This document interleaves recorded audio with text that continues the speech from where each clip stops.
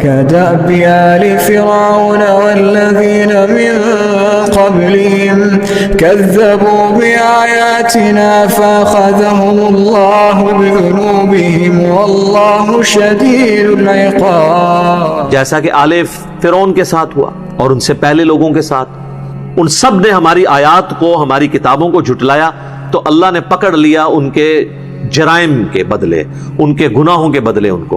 اب یہ بات جوز اور کرسچنز کو تو پتا تھی نا کہ کیا ہوا تھا. موسیٰ علیہ السلام کو تو جوز بھی مانتے تھے اور کرسچن بھی. تو اللہ تعالیٰ فرما رہا ہے کہ جس طرح تمہارے آباء و اجداد، تمہاری تاریخ اس پر گواہ ہے کہ پیغمبر موسیٰ علیہ السلام کے مقابلے پہ جو لوگ کھڑے ہوئے اور ان سے پہلے بھی انبیاء کے مقابلے پہ اللہ نے ان کو تباہ و برباد کیا، تو اب یہ جو ہمارے آخری پیغمبر محمد رسول اللہ صلی اللہ علیہ وآلہ وسلم آئے ہیں، ان کی بھی مخالفت کرو گے تو بچنا تم نے کوئی نہیں ہے. پھر اللہ نے دیکھا نا جی، رومن امپائر بھی ڈھیر ہوئی ہے، پرشین امپائر بھی ڈھیر ہوئی ہے. اللہ تعالی عذاب دینے میں بہت سخت ہے. بولے اعوذ باللہ تعالی. اللہم اجرنا من النار. آمین. قل للذین کفروا ستغلبون وتحشرون الى جہنم وبئس المہاد. نبی فرما دو اے کافرو، ان کافروں سے فرما دو کہ عنقریب تم اس زمین میں بھی مغلوب ہو جاؤ گے. یعنی اللہ تعالی ہمیں غلبہ دے گا. قادسیہ اور یرموک ہونی ہے، مسلمانوں کو ایک غلبہ ملنا ہے. اور الٹیمیٹلی ایک غلبہ یہ ہے کہ قیامت والے دن تمہیں اللہ کے حضور جمع کیا جائے گا اور جہنم کی طرف ہانکا جائے گا. اور کیا ہی برا ٹھکانہ ہے. قد كان لكم آية في فئتين التقتا فئة تقاتل في سبيل الله وأخرى كافرة يرونهم مثليهم رأي العين والله يؤيد بنصره من يشاء فی ذلک لعبرۃ لأولی الابصار. اور تمہارے لیے عبرت کا نشان ان دو گروہوں کا بھی میدان جنگ میں آمنے سامنے آنا ہے. یعنی اللہ تعالیٰ نے یہودیوں کو بھی یہ بتایا کہ دیکھ لو کہ بھی الٹیمیٹلی تم پہ بھی اللہ کے عذاب کا کوڑا پڑنا ہے. اور اس کی نشانی یہ ہے کہ غزوہ بدر میں دیکھو اللہ تعالیٰ نے کس طرح مدد کی تھی مسلمانوں کی. وہ دو گروہ جب ٹکرائے تھے تو وہاں پہ بھی تو اللہ تعالیٰ نے مدد کی تھی. اچھا وہ غزوہ بدر میں مسلمانوں کو جب فتح ہوئی نا تو یہ یہودیوں کے جو قبائل تھے تو وہ کہا کرتے تھے بنو نضیر اور بنو قینقاع کہ جی یہ تو عرب کے لوگوں سے تمہارا واسطہ پڑا تھا تو تم جیت گئے ہو، کبھی ہمارے ساتھ تمہاری جنگ ہوئی نا تو پھر تمہیں بتائیں گے کہ جوان مرد کیسے ہوتے ہیں. حالانکہ خود اتنے بزدل تھے کہ اوس و غزرے سے مارے کھایا کرتے تھے. لیکن ایک بڑک مارنے میں کیا ہے، جس طرح ہم ہمارے حکمرانوں کو بھی دیکھتے ہیں نا، جب اپوزیشن میں ہوتے ہیں تو ان کی بڑکیں سنیں کہ جی میری حکومت میں ایسے ہوا تو میں پھر اس طرح کا وزیر اعظم نہیں ہوں گا. آپ دیکھیں گے جناب کہ پھر میں وہ ایگزیکیوٹ کروں گا اپنی پاور کو. تو لیکن جب وہ خود وزیر اعظم بنتے ہیں تو بالکل اس سے بھی گئے گزرے. تو بڑھ کے مارنا تو آسان ہے. اللہ تعالیٰ فرما رہے کہ ان یہودیوں کی بڑکوں کے جواب میں ان کو بتاؤ کہ تم ایک بہت بڑی ایک چیز دیکھ چکے ہو کہ اللہ تعالیٰ نے مسلمانوں کی مدد کی ہے. ایک نہتی 300 کی فوج 1000 کی فوج کے اوپر غالب آ گئی ہے. تو یہ اللہ تعالیٰ کی مدد ہے. تو عنقریب مسلمانوں کا تم پہ بھی غلبہ ہوگا. اور آپ دیکھ لیں پھر ہوا ہے نا غلبہ. دو قبائل جو ہیں وہ تو ویسے ہی مدینہ بدر کر دیے گئے اور بنو قریظہ تو ویسے ہی قتل ہوئے غزوہ خندق کے موقع پر جب انہوں نے عہد شکنی کی. اور پھر غزوہ خیبر میں بھی اللہ تعالیٰ نے مسلمانوں کو فتح دی. تو ابھی تک صرف غزوہ احد ہوئی، غزوہ بدر ہوئی بھی ہے اور اس کے بعد سے یہ آیات نازل ہوئی بھی ہیں. ان گروہوں میں سے ایک تو وہ تھا جو اللہ کی راہ میں لڑ رہا تھا، یعنی مسلمان محمد رسول اللہ صلی اللہ علیہ وآلہ وسلم اور ان کے جانثار ساتھی. اور دوسرے تھے کافر، اور مسلمان انہیں دیکھ رہے تھے اپنے سے دوگنا، اپنی آنکھوں سے. ویسے تو وہ 3 گنا سے بھی زیادہ تھے، لیکن اللہ تعالیٰ نے ایک مسلمانوں کا حوصلہ بڑھانے کے لیے ان کو ایک تو ڈبل دکھایا اور ایک معنی اس کا یہ بھی ہو سکتا ہے کہ وہ جو کافر تھے نا وہ مسلمانوں کو اپنے سے ڈبل دیکھ رہے تھے، یعنی اللہ کی طرف سے ایک موجزے والا معاملہ تاکہ ان کے اوپر رعب قائم ہو جائے. اور اللہ تعالی مدد فرماتا ہے اپنی طرف سے جس کی چاہتا ہے. بے شک اس کے اندر عبرت ہے ان لوگوں کے لیے جو آنکھیں رکھتے ہیں. آنکھیں تو سب کی ہیں، عبرت کی آنکھیں. عبرت کی آنکھیں ہوتی ہیں کہ آپ کوئی واقعات دیکھیں تو اس سے کنسیو کریں کہ اب میں نے اپنے آپ کو ان واقعات کی روشنی میں کس طریقے سے امپروو کرنا ہے. بہت لوگ روڈ ایکسیڈنٹ دیکھتے ہیں، اینڈ رزلٹ یہی ہے کہ وہ جس طرح کی زندگی گزار رہے ہوتے ہیں اس طرح گزرتی ہے. ہاں وقتی طور پہ وہ استغفر اللہ پڑھ رہے ہوتے ہیں. کئی بار ایئر کریش سے جب کوئی جہاز بچ کے لینڈ کر جاتا ہے تو اس دوران جو چیخیں بلند ہوتی ہیں اور استغفار اور کلمے، اور لیکن یہ نہیں ہوتا کہ وہ جیسے ہی لینڈ کرتا ہے تو جتنی بے پردہ عورتیں ہیں وہ اندر سے ہی پردہ کر کے نکلتی ہیں. حالانکہ جب لینڈ کر رہا ہوتا، یعنی وہ جب جہاز کانپ رہا ہوتا ہے نا اس وقت انہوں نے سب کچھ نیت کی ہوئی ہوتی ہے، لیکن جیسے ہی زمین پہ آتا ہے نا چینج. اور اسی چیز کو اللہ تعالیٰ نے قرآن میں فرمایا کہ اگر ہم سورۃ الانعام میں اگر ہم دنیا میں دوبارہ بھی انہیں بھیج دینا پھر بھی یہ وہی کام کریں گے جو پہلے کرتے رہے. یہ دنیا میں دوبارہ آئے ہوئے لوگ ہیں نا، ایئر کریش میں بچے ہوئے لوگ. یہ تو میں کہہ رہا ہوں کہ یعنی جہاز بچ گیا، کئی جگہ تو جہاز تباہ و برباد ہو جاتا ہے، کوئی ایک آدھ مسافر بچتا ہے، اس کو دیکھ لیں وہ بعد میں کون سی زندگی گزار رہا ہے. زين للناس حب الشهوات من النساء والبنين والقناطير المقنطرة من الذهب والفضة والخيل المسومة والأنعام والحرث ذلك متاع الحياة الدنيا والله عنده حسن المآب. آراستہ کر دی گئی ہے لوگوں کے لیے خواہشات کی محبت عورتوں میں، اور پھر آنورڈ 5 مزید چیزیں اللہ تعالیٰ نے گنوائی ہیں. لیکن ٹاپ آف دا لسٹ جس چیز کو ڈسکس کیا وہ عورت کی آزمائش ہے، یا عربی میں ہم اسے کہتے ہیں فتنہ. ایک فتنہ وہ ہے جو پنجابی میں استعمال ہوتا ہے، وہ ڈیفرنٹ ہے. یہ ہے ٹیسٹ، آزمائش جس کے ذریعے اللہ تعالیٰ آزماتا ہے. خواہشات کی محبت عورتوں میں اور بیٹوں میں. قبائلی سسٹم میں بیٹوں کی بڑی امپورٹنس تھی، جس کے زیادہ بیٹے ہوتے تھے زیادہ طاقتور. اور خزانے جمع کیے ہوئے سونے اور چاندی کی فارم میں. اس زمانے میں آپ کو پتا ہے کرنسی سونے چاندی کی فارم میں تھی، اور گھوڑے نشان لگائے ہوئے. اگلے زمانوں میں یعنی یہ ایک مہنگے ترین سواری تھی، گھوڑے خوبصورت نشان لگے ہوئے. آج کل آپ سمجھ لیں ایک گاڑیاں بہترین قسم کی اور چوپائے. خیر یہ مویشی تو آج بھی اسی طریقے سے اہم ہے. آپ یہ بڑے بڑے لینڈ لارڈز کو دیکھیں، 3-4 ہزار بھینسیں پالی ہوتی ہیں. تو وہ آپ کو پتا ہے 3-4 ہزار ایک بھینس جو ہے نا اچھی دودھ دینے والی، اس کی قیمت آلموسٹ 5 لاکھ ہے.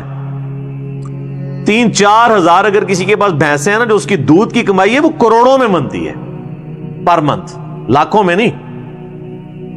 تو یہ آپ دیکھ لیں کئی پولیٹیشنز ہیں انہوں نے اتنی بھینسیں رکھی ہوئی ہیں اور کھیتی. لیکن یہ سب دنیا کے برتنے کا سامان ہے اور اللہ کے پاس بہترین ٹھکانہ ہے. اللہ نے کہا یہ چیزیں حرام نہیں ہیں، یہ برتنے کی چیزیں ہیں.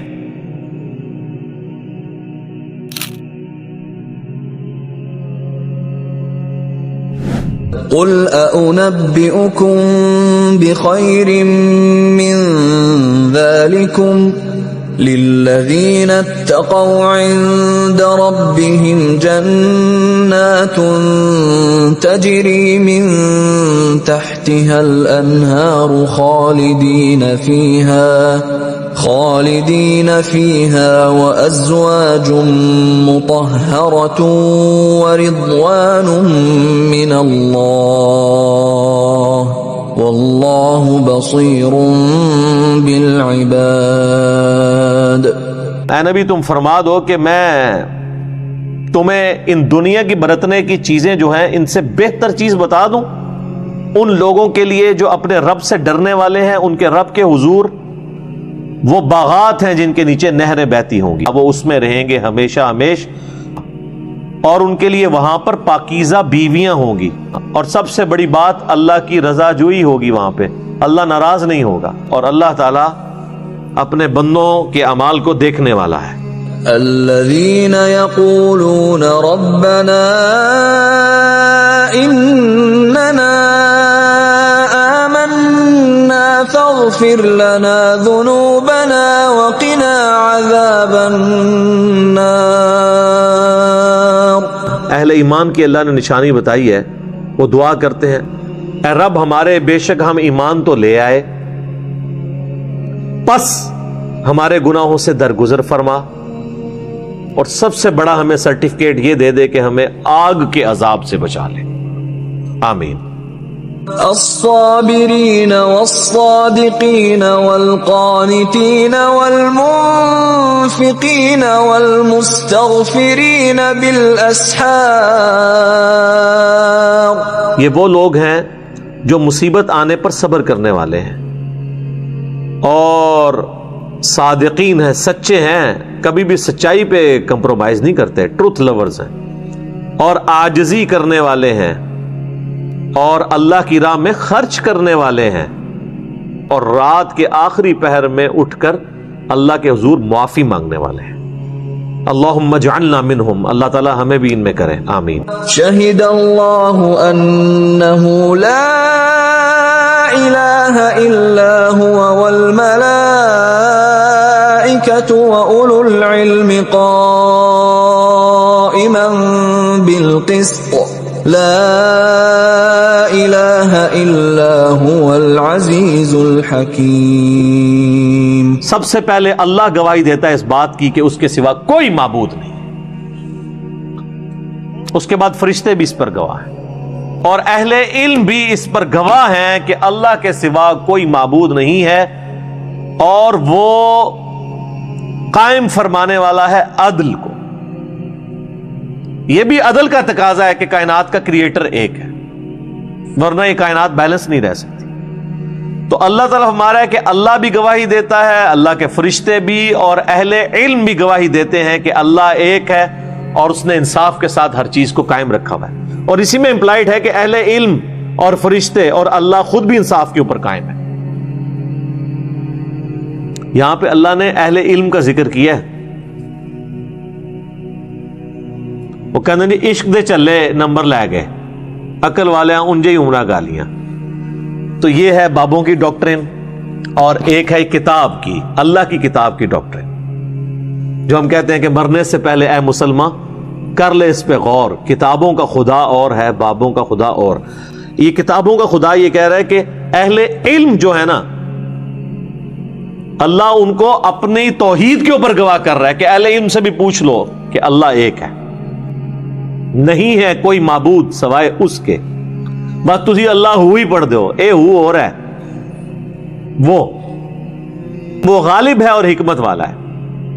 غالب اتنا ہے کہ جسے چاہے جس وقت چاہے وہ پکڑ کے سزا دے سکتا ہے، لیکن اس کی حکمت اس کی اس کوالٹی کو بیلنس کرتی ہے کہ وہ ڈھیل دیتا ہے۔ دنیا میں اس نے موقع دیا ہے، فوراً نہیں پکڑوں گا، ڈھیل دوں گا، شاید میری طرف پلٹ آئے۔ یہ اس کی حکمت والی کوالٹی ہے جو اس کے غالب والی کوالٹی کو بیلنس کرتی ہے۔ اللہ کی ایک کوالٹی دوسری کو بیلنس کرتی ہے، لیکن ایک کوالٹی ایسی ہے جو اللہ نے ڈومیننٹ اپنے بارے میں فرمایا ہے، وَكَتَبَ رَبُّكُمْ عَلَى نَفْسِهِ الرَّحْمَةِ، اللہ نے خود اپنے اوپر یہ واجب کر لیا ہے کہ میں نے رحمت والے عنصر کو بھاری رکھنا ہے۔ ان الدین عند اللہ الاسلام وما اختلف الذین اوتوا الكتاب الا من بعد ما جاءهم العلم بغیا بینهم ومن يكفر بآيات الله فإن الله سريع الحساب۔ بے شک اللہ کے حضور قیامت کے دن جو دین قبول کیا جائے گا وہ صرف اسلام ہے، اور یہ جو اہل کتاب ہیں جنہیں کتاب دی گئی یعنی جیوز اور کرسچنز، انہوں نے اس العلم کے آ جانے کے بعد، یعنی اس قرآن کے آ جانے کے بعد یا ان کی اپنی الہامی کتابوں کے آ جانے کے بعد پھر بھی آپس میں جو اختلاف کیا تو یہ بغیم بینہم کی وجہ سے، آپس میں ضد، ایک دوسرے کو نیچا دکھانے کی ضد۔ ایڈلر کی سائیکالوجی میں اسے کہا جاتا ہے ارج ٹو ڈومینیٹ۔ یہ بھی اللہ نے ہر بندے کی انسٹنکٹ میں ڈالا ہے کہ میں دوسرے کے اوپر سپرسیڈ کروں، سوائے علم والے جو لوگ ہیں وہ اس کو بیلنس کر لیتے ہیں کہ جب ان کی غلطی ہائی لائٹ کی جاتی ہے فوراً رجوع کرتے ہیں۔ جو کوئی اللہ کی آیات کا انکار کرے گا تو اللہ تعالیٰ عنقریب اس کا حساب لینے والا ہے۔ فَإِنْ حَاجُّوكَ فَقُلْ أَسْلَمْتُ وَجْهِيَ لِلَّهِ وَمَنِ اتَّبَعَنِ وَقُلْ لِلَّذِينَ أُوتُوا الْكِتَابَ وَالْأُمِّيِّينَ أَأَسْلَمْتُمْ فَإِنْ أَسْلَمُوا فَقَدِ اهْتَدَوْا وَإِنْ تَوَلَّوْا فَإِنَّمَا عَلَيْكَ الْبَلَاغُ وَاللَّهُ بَصِيرٌ بِالْعِبَادِ۔ اے نبی، اس کے باوجود بھی اگر یہ جیوز اور کرسچنز کے علماء آپ سے جھگڑا کریں تو آپ ان سے فرما دیں کہ ہم نے تو اپنا سر تسلیم خم کر دیا ہے اللہ کے سامنے، اور جو میری پیروی کرنے والے لوگ ہیں وہ بھی اللہ کے سامنے سر تسلیم خم کرتے ہیں۔ اگر تم بھی سر تسلیم خم کرو گے، اللہ کی وحی کو مان لو گے تو ہدایت پہ آ جاؤ گے، اور اگر تم رخ پھیرو گے تو یاد رکھنا کہ اے نبی علیہ السلام آپ کے ذمے صرف بات پہنچانا ہے، بات منوانا نہیں ہے۔ یہ ہے اصل میں کتابوں کا خدا۔ کتابوں کا خدا کسی سے بھیک نہیں مانگتا کہ مجھے مانو، بلکہ دھونس کے ساتھ کہتا ہے مانو گے بچ جاؤ گے، نہیں مانو گے رگڑا لگ جائے گا۔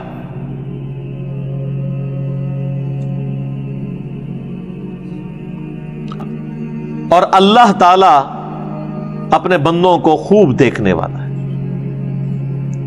اچھا، اس میں ایک وہ حصہ رہ گیا تھا، اے نبی علیہ السلام آپ فرما دیں اہل کتاب سے بھی اور ان ان پڑھوں سے بھی، جاہلوں سے بھی، یعنی جو عرب کے لوگ تھے نا، امی تھے، ان پڑھ، کیا تم اسلام لے کر آتے ہو؟ اگر یہ ایمان لے آئیں گے تو ہدایت پہ ہوں، اور اگر منہ پھیرو گے تو یاد رکھو کہ ہمارے نبی کے ذمہ تو نہیں ہے مگر صرف بات کو پہنچا دینا۔ اللہ تعالیٰ اپنے بندوں کو دیکھ رہا ہے، اور نبی علیہ السلام کو یہی حکم ہوا ہے نا، فذکر بالقرآن من یخاف وعید۔ اے نبی، اس قرآن کے ذریعے آپ ڈر سنائیں ان کو جو اللہ کی دھمکی سے ڈر جائے، جو ڈرنے والا نہیں اس کو کہا کہ چھوڑ دیں۔ فذکر ان نفعت الذکر، آپ نصیحت کریں اگر نصیحت کرنا کسی کو فائدہ دے رہا ہو۔ سیذکر من یخشی، نصیحت اسے کریں جو ڈر جائے۔ ویتجنبها الاشقی، اس کو چھوڑ دیں جو بدبختی کے اوپر اترا ہوا ہے۔ ویتجنبها الاشقی الذی یصلی النار الکبری ثم لا يموت فیہا ولا یحیا۔ اس کو تو ہم بڑی آگ پہ پیش کریں گے، پھر وہاں پہ نہ زندوں میں ہوگا نہ مردوں میں۔ سورہ الفرقان میں آتا ہے آج ایک موت نہیں ہزاروں موتیں مانگو، موت نہیں تمہیں آنی، موت آئے تو کام تمام ہو جائے۔